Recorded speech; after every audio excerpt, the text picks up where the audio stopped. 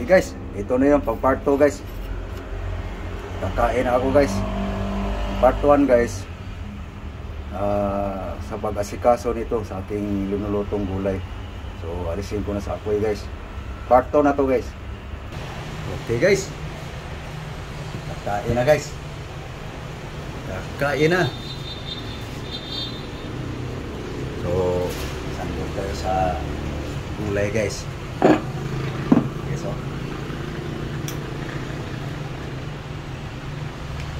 part 2 na to guys. Walang prutas ngayon guys. Damo muna. Okay.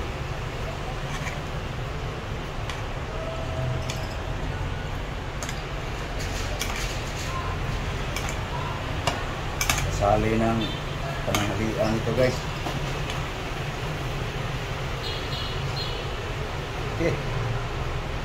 O, kanin.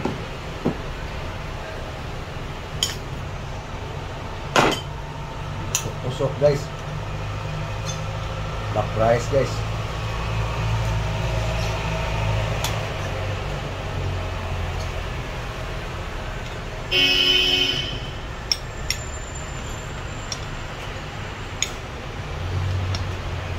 Breakfast. Okay. So urong lang natin guys.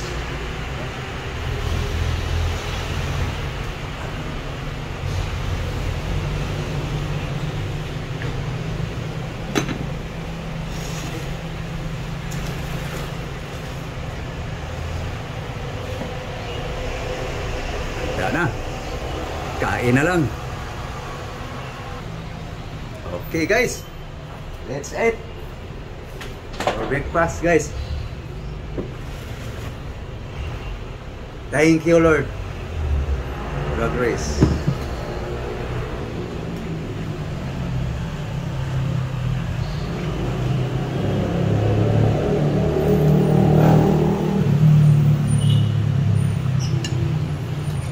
Ano to guys, yung timpla guys, asin lang.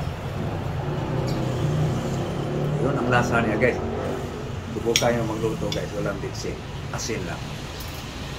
Diba masasabi nyo, diba ang lasa.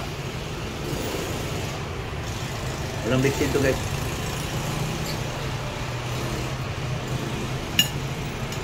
Bira na ako mag-bitsin guys.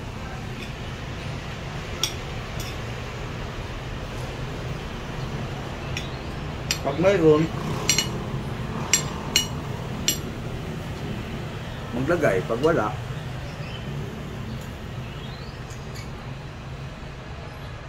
para kung magluto guys na kulang yung panimpla, luto pa rin.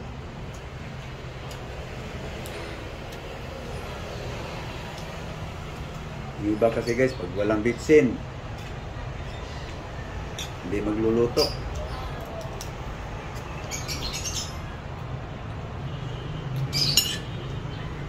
Sa atin guys, importante asin. Yun na nagpasarap. Yun na, pag may bitsin, maglagay. Pag wala, wala. Okay. Para pag nasa bundok, may asin lang, tapos kaluto na ng gulay.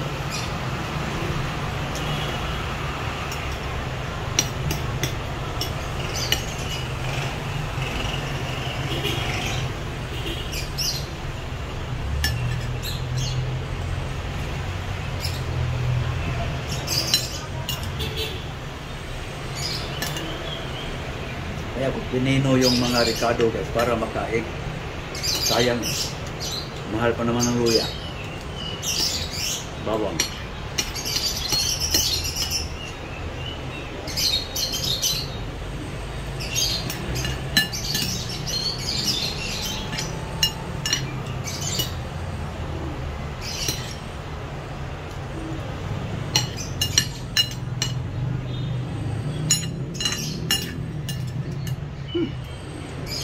Kumain na kayo guys. Sana yung mga binabagyo,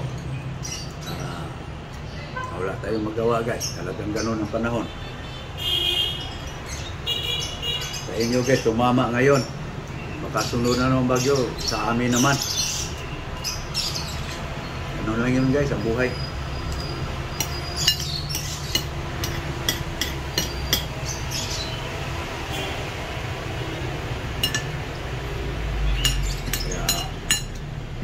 Importante walang makalas na buhay guys.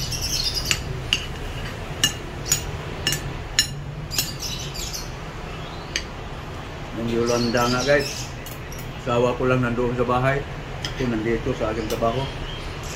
Dito ako sa Manila guys.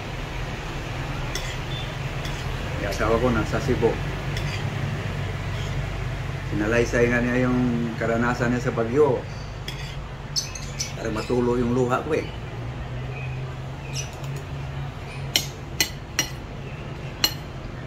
Kasi siya lang mag-isa.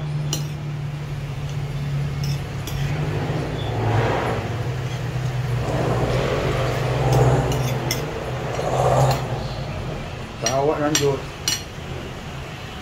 Buti hindi natuklap yung bubong ko. Siguro hindi napuruhan ang hangin. Yung mga tanim ko lang, sinagbalibad, sinumuha talaga. Pero ngayon, buhay na. Tanim uli.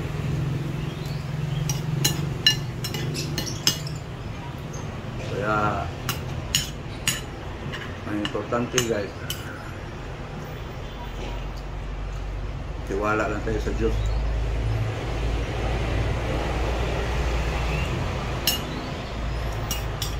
Bagyo lang yan.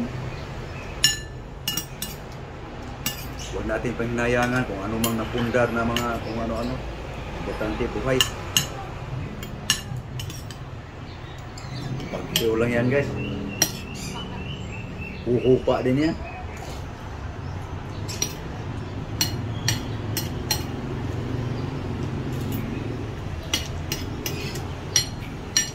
Tuwing ako na guys, taon dito ako, yung lindol, malakas na lindol, asawa ko lang din ang nandun. Awa ng Diyos. Buhay pa rin.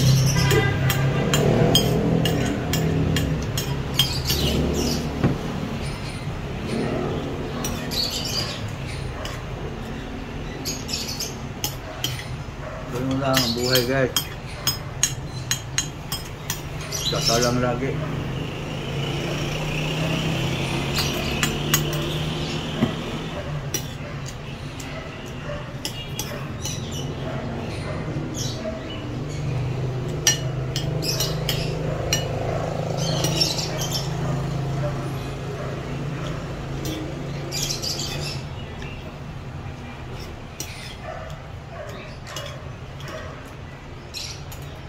Hirap talaga guys pag layo ka sa pamilya. Pag may mga sakuna.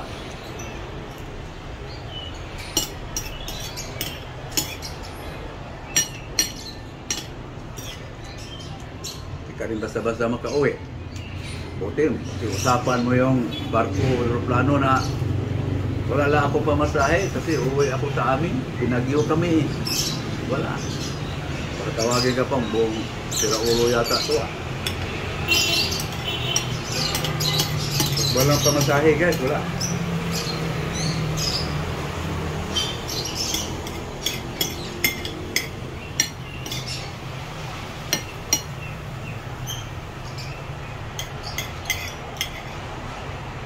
Kaya nga yan lagi sinasabi ng mga pare, yung may alam talaga sa Biblia,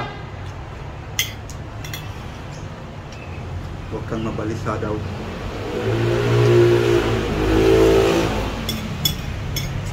Kung may sakuna, ang Diyos lang daw nagkakaalam. Ayun. Tawa ng Diyos. Yung lindol, hindi naman nasira yung bahay. Bisak-bisak lang yung siminto. Yung Yolanda, buhay pa rin. Kaya, ganun lang. Kaya, natapos na rin guys, aking kain. Umusal. Part 2 na to guys. Part 1, pag-asikaso sa aking pagluluto sa gulay. So, paalam na ko guys. So, thank you. Thank you all subscribers. Bye-bye. Good morning muli sa lahat. Bye-bye. Bye-bye guys.